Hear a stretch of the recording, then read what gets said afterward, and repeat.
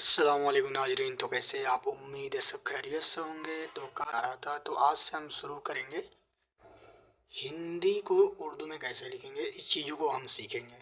ठीक है, तो चलिए शुरू करते हैं। बिस्मिल्लाहिर्रहमानिर्रहीम। ये हिंदी के जो अक्षर होते हैं, यानी कि जिसे बड़माना में क ख ग ऐसे अक्षर होते हैं, उसको पहले लिखेंगे, फिर उसको उर्दू में किस हुरूफ से लिखते हैं उस चीज़ को हम देखेंगे। तो जैसे देखिए, हिंदी में अक्षर जो होते हैं स्वर जिससे बोलते हैं, यानी कि मात्राएं होती है, उससे अभी नहीं देख रहे हैं, हम अभी व्यंजन को देख रहे हैं। यानी कि हिंदी में अक्षर क्या होते हैं? क, ख, ग, घ, अंग,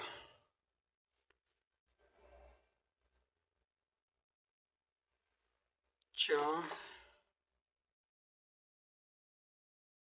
छ, ज। ठीक है, और एक बिंदी वाला भी, चलिए इसी में हम लोग देख लेंगे। तो देखिए, ये जो हमारे हुरूफ हैं, अक्षर हैं, ये क्या हमारे हिंदी के हैं। तो इसको यदि उर्दू में लिखना हो तो कैसे लिखेंगे? काफ को देखिए लिखते हैं कैसे, ऐसे करके। यह उर्दू का एक हुरूफ है जिसे पढ़ते हैं हम काफ। एक बड़ी काफ भी होती है जो थोड़ी सी मोटी आवाज से निकलती है, वह ऐसे बनती है काफ। इस पर क्या होते हैं? दो नुक्ते होते हैं। तो यह दो हमारा इस्तेमाल होता है काफ के लिए। अब ख बनाने के लिए क्या करते हैं? इसी काफ में ह बना देते हैं। यानी कि यहाँ हम देखेंगे अलग से,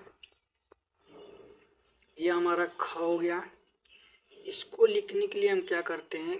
काफ में ह जोड़ देते हैं, यानी कि हे। ठीक है, तो यह बन जाता है हमारा खा। क्या बन जाता है? खा। तो इसको हम क्या पढ़ेंगे? खा। वैसे ही गमला जिसे हम हिंदी में कहते हैं, इसको लिखने के लिए क्या पढ़ते हैं? काफ से ऐसा बना के हम इस पर एक जबर का निशान लगा देते हैं। तो यह क्या हो गया हमारा? गमला। यानी कि गमला, यानी कि ग, यानी कि गाफ। इसको उर्दू में पढ़ते हैं गाफ। सिमिलर, जब घ यानी कि घ से घड़ी का होता है, इसको लिखते हैं तो गाफ में हम हा मिला देते हैं। ठीक है, गाफ में हा मिला देते हैं, तो इसको क्या पढ़ते हैं? घा। तो इस तरह क्या हो गया हमारा? क जो था वो कैसे लिखते हैं? काफ। काफ में ह मिला देते हैं तो क्या बन जाता है? ख। और गाफ, काफ पर ये जबर लगा देंगे तो यह एक हुरूफ होता है। यह वाला एक हुरूफ होता है उर्दू में, जिसे गाफ बोलते हैं। गाफ से गा। गाफ और हा मिलकर क्या बन जाता है? घा। क्या बन जाता है? घा। अब देखिए, अंग जो होता है, यानी कि अंगा, इसको लिखने के लिए ऐसे ड़ का इस्तेमाल करते हैं।